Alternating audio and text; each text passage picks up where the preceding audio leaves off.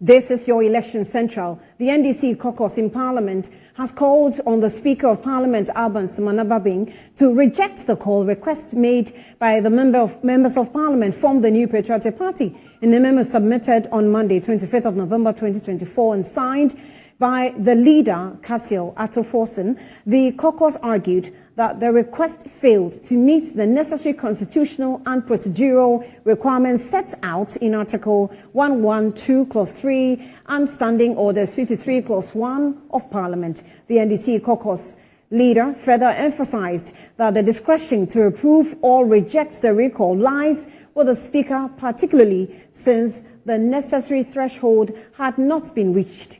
Joining me now is Dr. Michael Augustus Akagbo, Senior Programs Officer, Ghana Center Democratic Development, to speak more on what the minority side of the House wrote to the Speaker yesterday. Doc, thank you for your time. You're welcome. And good afternoon to you. Welcome to Newsbeat. Oh, my pleasure. Right. Now, making reference to the NDC caucus in Parliament and what it wrote, it had legal legs to stand on, quoting laws, Article 112 and then Standing Orders 59 as well. Do you think that this is the time for that side of the House to be following strictly procedural in whether or not Parliament should be called or recalled for proceedings to continue? Thank you, and to all the listeners this morning. I think that what is happening in Parliament is quite unfortunate. It's unfortunate in the sense that our elected politicians, MPs, who have been sent to the House to act on behalf of citizens, are playing some sort of games with how do you call it? With legal proceedings and trying not to do why we send them to Parliament in the first place to do. We have elected MPs to go to Parliament to act on our behalf, not to go and represent their parties in Parliament. Yes, they get into the tickets of their parties to get to Parliament, but that is not why we send them to Parliament. We send them to Parliament to act in the public interest. And what we are seeing is that at the end of the day, the citizens are being denied the representation for which reason we have sent them to Parliament. So if the people's business, which is what we send them to do, is not paramount to their actions, then it's defeating the very reason why we have sent them to Parliament in the first place. So this is quite unfortunate.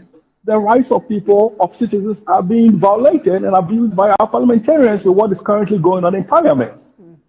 Doc, the minority would say that they are definitely representing the interest of the same people who voted them into office, because the request on which the majority is seeking to come back to the House is to go for loans or go and sign for more loans, which is going to be a burden on the same public that you are actually, defending here. So if that is the reason, then a minority might have a good point of saying that, well, this is not a good reason enough to call us back into the House.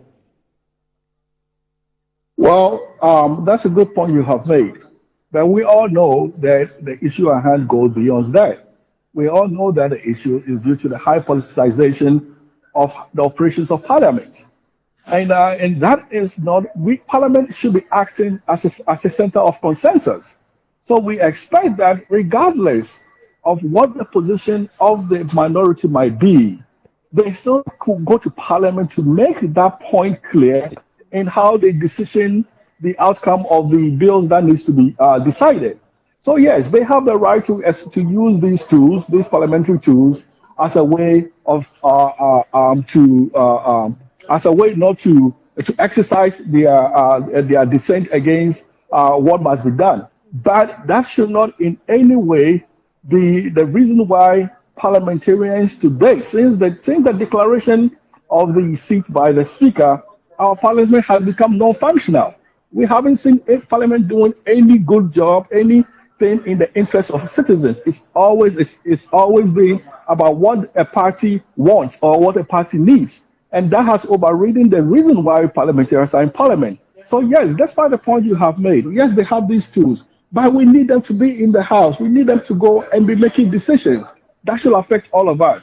And they should go and exercise those rights, they should go and exercise themselves in the chambers to resolve these decisions. But rather than to be playing politicking with the issues. And this is not why we need them to, this is not why they're in parliament in the first place. So what do you think the majority side should do, led by Afenyo Makin? They first of all started the legal battle, carry their cases in parliament into court, and then spend some time, in court as well before the ruling. There was a time they were supposed to appear in the House. They failed to, which is why Parliament could not get its quorum to proceed on the business of the House. Now they have written requesting the Speaker to come, but using just a Georgia procedure. And the minority is saying that is not the procedure to use. Obviously looking like a standoff. So what exactly do you think they should do going forward? Well, it is a standoff right now. And nobody seems to be winning, but our citizens are losing because of the standoff. And if we don't find a resolution to that, then this parliament is going to, only next week we have our elections coming up, then we are probably going to end the parliamentary year with no decisions being made whatever for the citizens of the state, and for which reason our parliamentarians are there. So we need to be circumspect in how we override our responsibilities to the state and citizens and to those of party. So I think this standoff is unfortunate. It's very unfortunate. And we know that with all the legal wranglings that have gone on since the declaration of the seats, that it has created this environment where nothing is being done in parliament. Right. But at the same time, we are thinking about how ordinary people are depending on these decisions in the way that affects their lives and their ability to achieve their goals. So we need to find a way to go beyond these wranglings, these unfortunate events, and come back and work collectively in the interest of the people. Right. Dr. Michael Augustus Akagbo, we're grateful. He's Senior Programs Officer at the Ghana Center Democratic Development. Thank you for speaking to us here on Newsbeat. We'll still have